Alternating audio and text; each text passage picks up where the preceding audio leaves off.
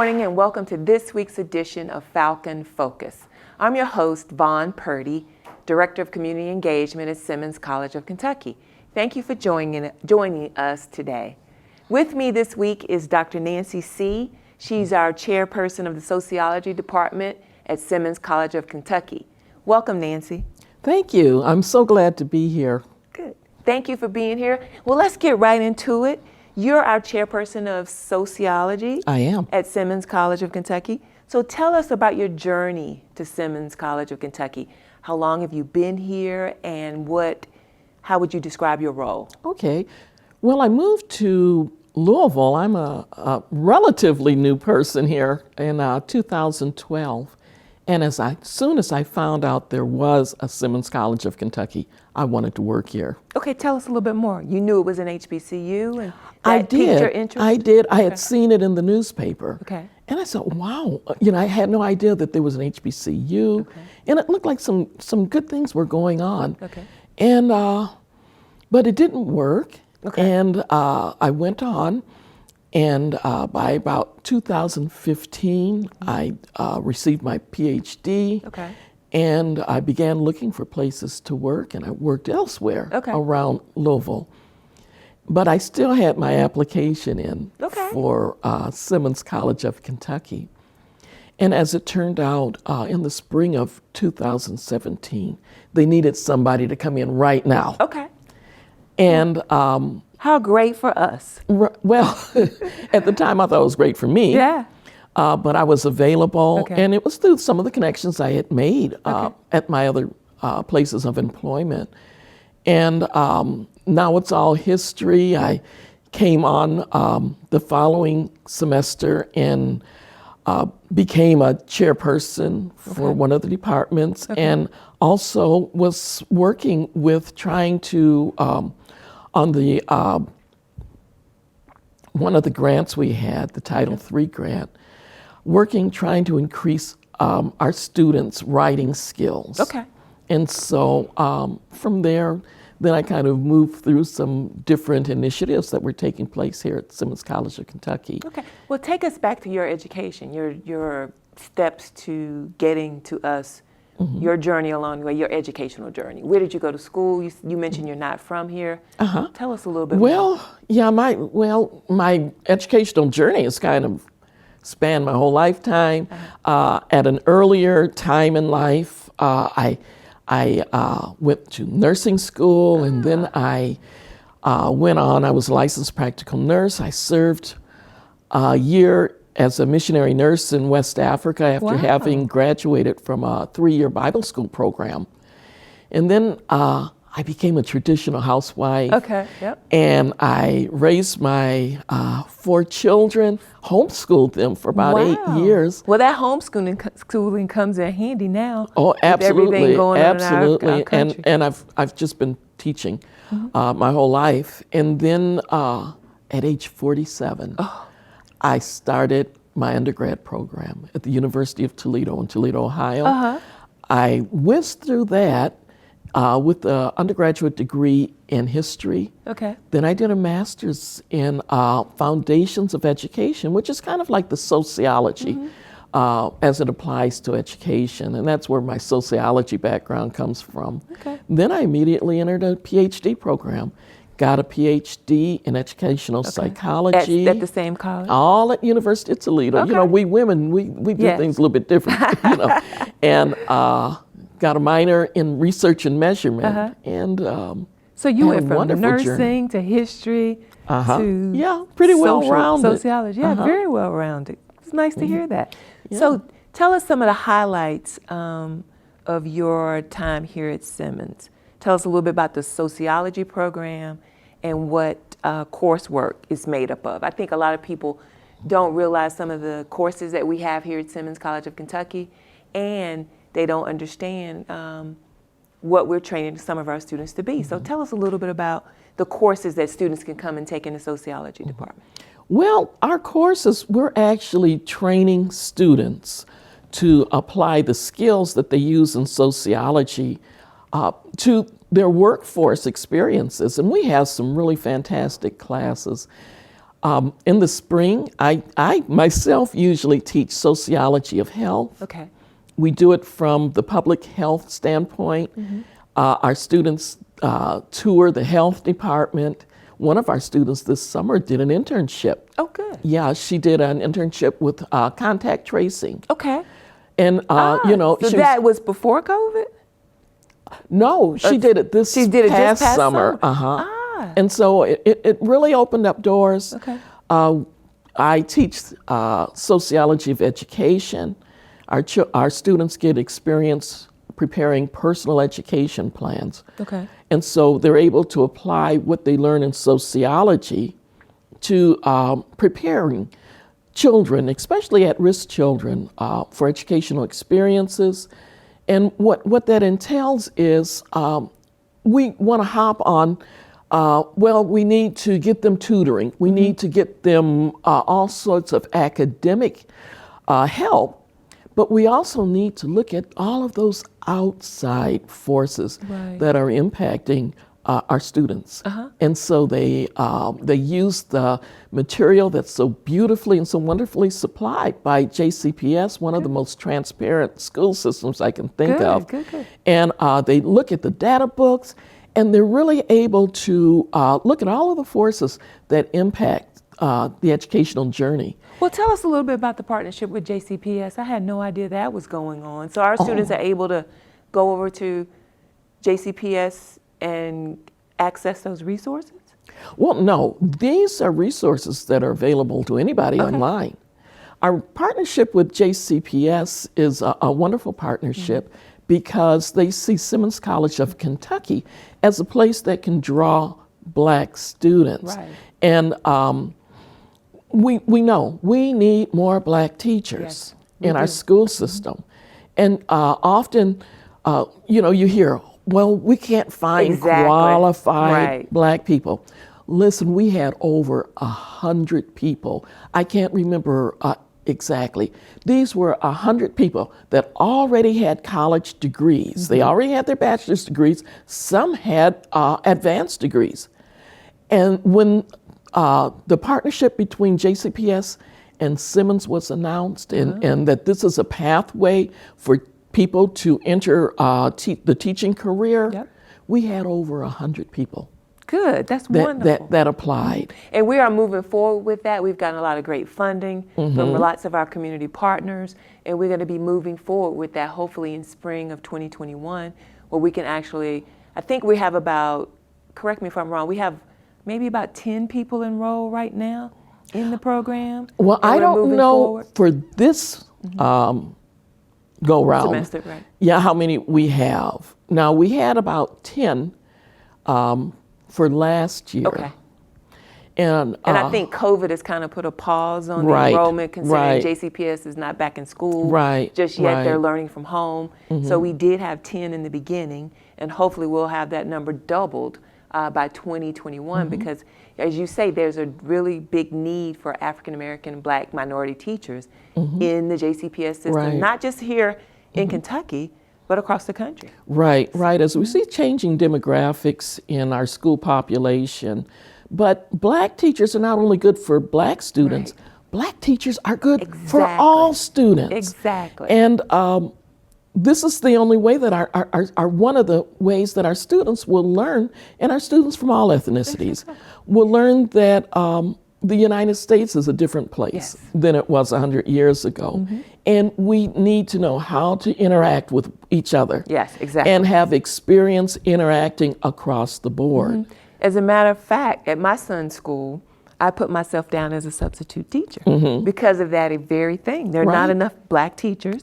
As a matter of fact, I think his school only has 5. They've since hired 2 new teachers, 2 Black teachers out of New York, and they brought them here to Kentucky. But I put myself down as a substitute teacher because I want to impact those students as well, because like you're right, it's very important for all students to see all people of diverse faces in front of them and leading the classroom. So they'll take away a little bit more education from just our personal experiences and take in a diversity of thought that comes from a variety of people. So I'm very proud to be a substitute teacher for that reason. Very and good. I'm really happy that we're doing that here at Simmons College in Kentucky.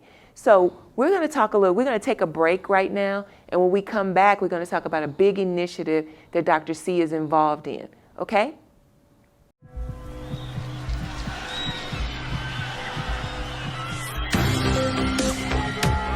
In 1967 and 2020 are very similar. I am for law and order. I am the law and order candidate. Back then it was Black Power. Today it's Black Lives Matters. However troubled they may be, looting and arson have nothing to do with civil rights. But what we are now seeing on the streets of our cities has nothing to do with justice. There is patience that people had with their struggle 52 years ago. Well, in my opinion, it just left from frustration, you know. And people will not be that patient today. So looting is what you do. We learned it from you. We learned violence from you. So if you want us to do better, then damn it, you do better. President Lyndon Johnson appointed an 11-member advisory commission on civil disorders aimed to identify the root causes. In 1967, riots broke out in all of the major cities in America, including here in Louisville, Kentucky. And these riots had a devastating effect. They were called riots, but they were really rebellions against systemic and structural injustice. The Kerner report makes clear that the civil unrest in 1967, mirroring that in 2020, is not based on the idea of overthrowing the American government. This is a statement that people want to participate more fully in American democracy. Those who make peaceful revolution impossible will make violent revolution inevitable. The Kerner report, the only study in American history formed by the government which established the reality of systemic racism. They clearly said in this report, white America created this situation. And guess what? White America is maintaining. The basic conclusion of the Kerner Commission report was that our nation is moving toward two societies, one black, one white, separate and unequal. One of the tragedies of the 20th century was that President Johnson did not act on the recommendations that were made in the report. And here we are, 52 years later, and what do we see? The killings of George Floyd, Breonna Taylor, Ahmaud Arbery, David McAtee have led people in more than 2,000 American cities to take to the streets in justifiable protest. The best time for Kerner Commission 2 would have been in 1968. The second best time for Kerner Commission 2 is today. Simmons College of Kentucky has recently announced the formation of the Kerner Commission 2.0, not to duplicate the work of the original, but to pick up the mantle and begin the work that was laid out. And on today, the 53rd anniversary, I'm offering my support to the work of the Kerner Commission 2.0. Many organizations are putting out resolutions, but what we see happening between Simmons College of Kentucky and Kentucky State University is resolve. They're taking action to make a difference. Kentucky's only private HBCU and Kentucky's only public HBCU joining hands to work together for the betterment of the Commonwealth and the nation in which we live. This is our moment to take action for long, long overdue justice. As a society, we have got to figure out how to break this cycle of tragedy and violence and institutional racism, and the only way we can do it is together. And that's why this partnership is so important. That's why the launching of Kerner 2.0 is so important. This initiative is going to have 4 targets. The first is to educate the community about Black issues. When people from outside of the community see problems taking place within the community, or even situations that they believe are problems. They come in with what we call a deficit-based approach to solving those problems. And that deficit-based approach, it takes for granted that the community's broken. It takes for granted that the community has nothing to offer. That is not true. Scattered throughout West Louisville are indigenous, community-based institutions that are doing great things. The reason why the community is still strong is because of these institutions that many in the larger community has not taken the time to find out about, and to be quite frankly, sometimes don't have confidence in because of biases. Rutgers scholar Nancy DiTomaso pointed out the difference between formalized structural racism and an informal racism. Today, racism is maintained not primarily by white people and white institutions and philanthropy and government does against black people, but it's what philanthropy does for white people that they will not do for black people. Tremendously discouraging. So the impact of that philanthropic redlining goes from year to year and decade to decade, and sadly, it can be traced from generation to generation. Racial isolation is one of our enemies. When people don't see people that don't look like them, they become distrustful. The more we are integrated as a society, the more brilliant we will be. And so this partnership with Simmons College of Kentucky has been so important, and we're going to get better and continue that development for years to come. And I think it will be, I know it will be a game changer for us in our racial equity policy and getting more African American teachers in the classroom. But we're saying, let's look at what we have in the community already. And if we have something that's working, then let's build on it. Let's support it. No one knows a community and the needs of a community like the people that live in that community. The commission will help the larger community understand what is there in West Louisville, to raise awareness throughout the state about the assets. Will you realize that we offer value, that this community has value, not only for Louisville, but for the larger whole United States? Then when you're coming in, you're sharing your assets. You're investing in people that have the potential to make your life better.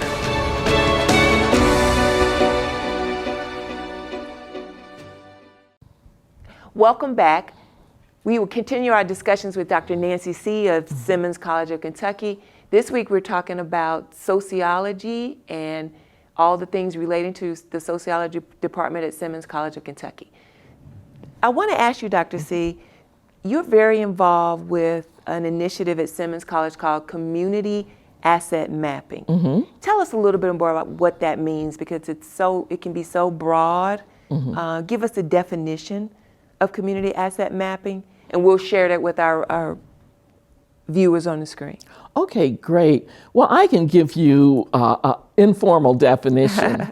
It's community asset mapping is cataloging all of the assets that exist within a community. And in our case, this is my part in our larger initiative, the Kerner Commission 2.0. And I was asked, as the head of the sociology department, to head up that part of the initiative, given my research background. And it's pretty cool, because what it looks at are the assets, those resources that exist within a community. The problem is that too often, when a community is experiencing challenges and hardships, that outside entities want to come in. And number one, the first thing they do is a needs-based analysis. They want to find out everything that's wrong with the community. And then based on everything that's wrong with that community, then they're going to bring in their resources. And they set up all of these programs and these initiatives. Then they bring in their people to administer these programs. And what it does is it creates a client-based dependency for the people in that community. And tell us how that's working in the community around Simmons. Do you find in your research that that's limited to urban centers or minority communities, or that's just a consequence of asset mapping? Mm-hmm. No, this is not I'm telling you the opposite of asset mapping, and that's needs-based. And we find that often used in poor communities of color, where you go in and you want to find out what's wrong, and then you're going to come in and fix it. But it's not sustainable.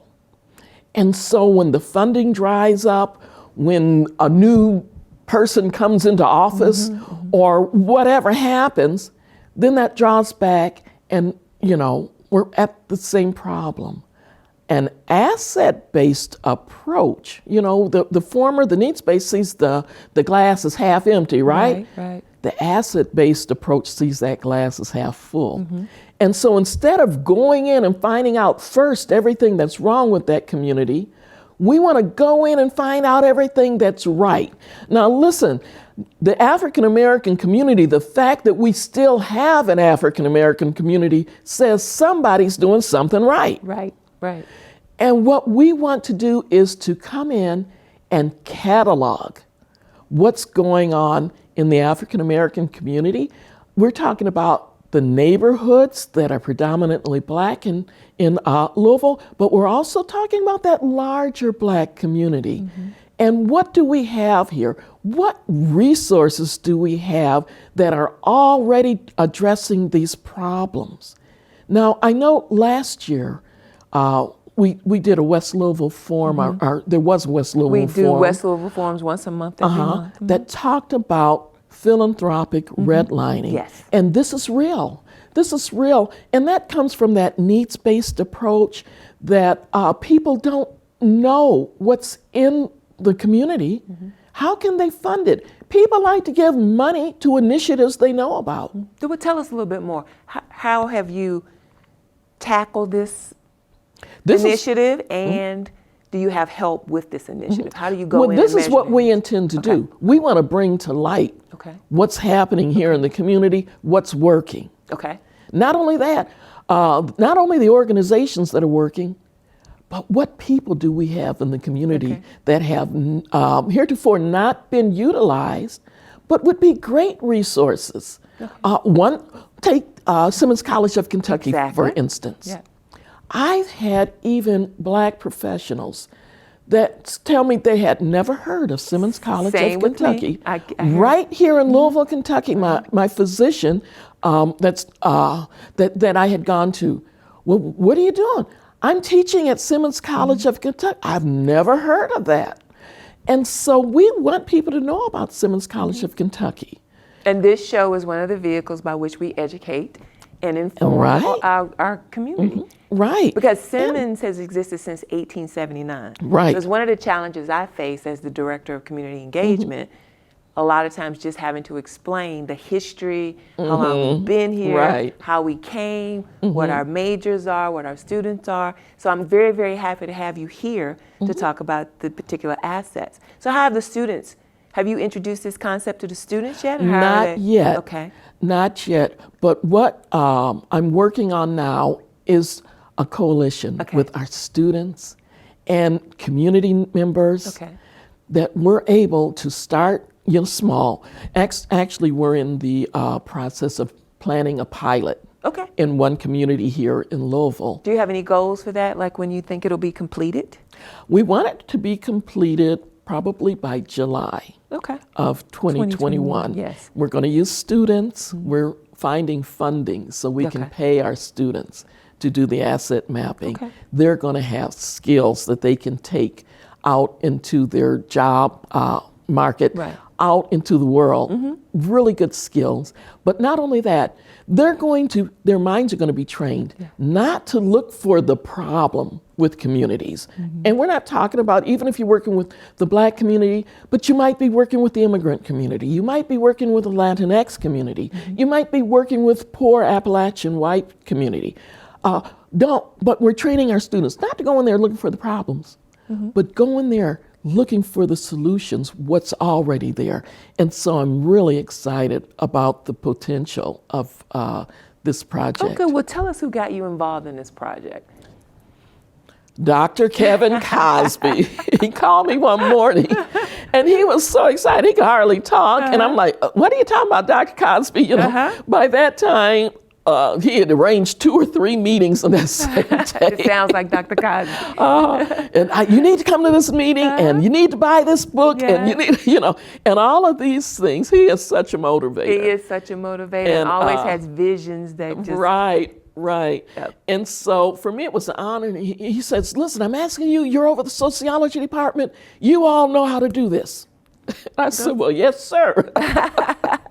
Well, he has a lot of vision. He has a lot of ideas, and he's taken the college such a long, long way over since 2005 when he became president. So he's been a wonderful, wonderful president. We're very proud of him. So tell us a little bit more.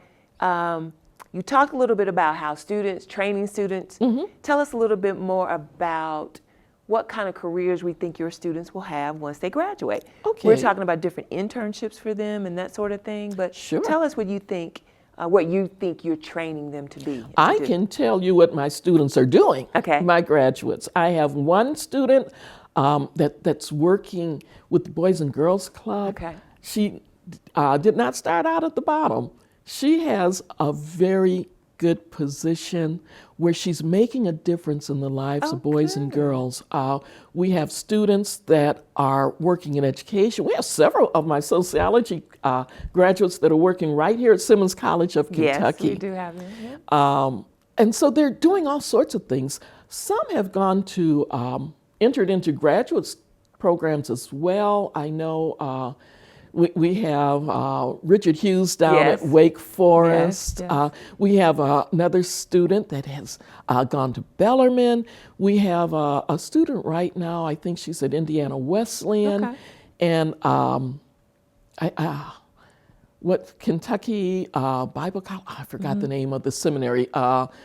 The seminary, Baptist Seminary of Kentucky, our friends. BSK. Yeah, and so they're doing some fantastic things. I have another student right now, he's graduate, and he's kind of being prepped for the program. He's working with some people, the Master of Education program over at U of L. Oh, great. So we have some students that are doing some fantastic stuff. I want our audience to understand that once students open the door of coming into Simmons College of Kentucky, who knows where they will go, and we're doing some great things. Thanks to professors like Dr. Nancy C. with her experience, and thanks to initiatives that are brought to us by our president, Dr. Cosby. So our students just simply need someone to pour into them and open doors for them for which they never thought of. And you never know where they'll go. So most of these students, I would dare say, when they entered into the program, they didn't see themselves getting advanced degrees. They didn't see themselves, being leaders in the community. But now we're seeing it. And so I'm really just so happy to see all of the avenues that are open if you just give our students a chance. Some of our partners are really coming to the table now. We have a new initiative with Norton Hospital. I have a student. Yes, one of your students is enrolled in that, and we're working with them to get some students into different areas that are going to change their lives and go open doors. These are life-changing experiences. You know, what I envision, and I'm probably getting ahead of myself, but what I envision for my sociology students is I would like to see them engaging in internships starting at the beginning or at the end of their freshman year, so that while they're able to get that experience every single summer, you're not only developing them as students, you're developing our students as community servants that are going to be the next leaders that are going to carry that Simmons message. You know, one of our early presidents, Dr. James R.L. Gibbs, first person to ever receive a degree in sociology. And he was a contemporary of W.E.B. Du Bois. And he was one of those people that was at the Niagara conference, that first conference that was predecessor to the formation of the NAACP. Wow. And he was writing a letter to W.E.B. Du Bois, our president was, and he says, I am indoctrinating our Simmons students with the Niagara spirit. And I make sure my students know about this, you know, and I ask them, well, what do you think that Niagara spirit is? And I think that Niagara spirit is what our employers want.